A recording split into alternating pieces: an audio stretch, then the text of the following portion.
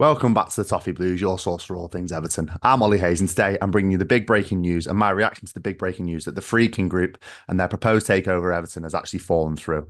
So yeah, the Friedkin Group have withdrawn from the process of taking over Everton from Farhad Moshiri and Blue Heaven Holdings, and this was confirmed this morning via a joint statement between Blue Heaven Holdings and the Friedkin Group themselves.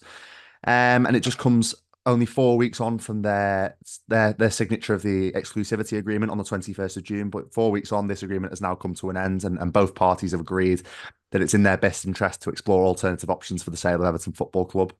And furthermore to that, various outlets this morning, including Paul Joyce and The Athletic, have told us that the major stumbling block seems to be the existing debt that Everton have to ACAP and 777.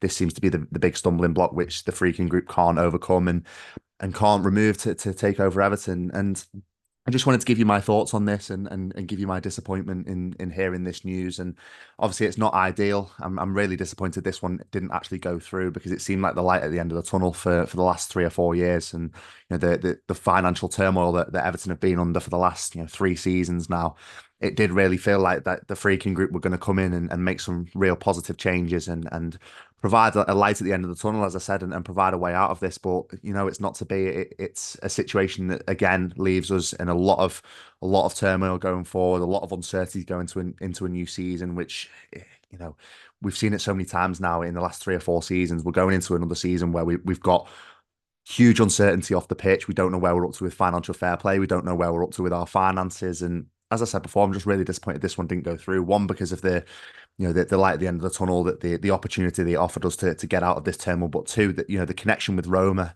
would have been a real good, a real positive thing to see, especially for Everton. We see it so many times across Europe.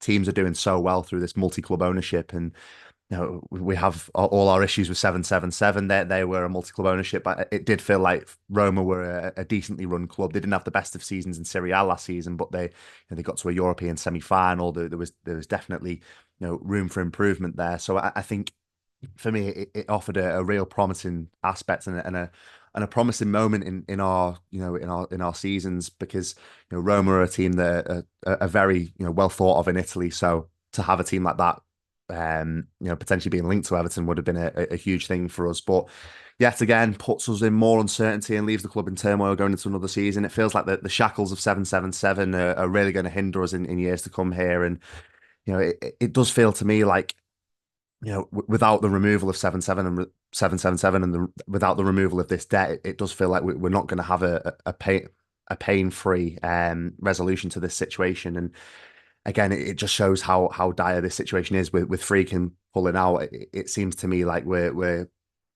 really scraping the barrel for potential owners and potential solutions to this dire situation. But that being said, I do hope that a resolution it can be made quickly and we can focus our matters to on the pitch. I'm hoping that we can move past this and find an alternative buyer for Everton Football Club, and hopefully we can remove Farhad Moshiri from his perch as chairman and his perch as CEO of Everton, and hopefully we can try and get a swift resolution to this. But it is really disappointing, and it's really worrying as an Everton fan.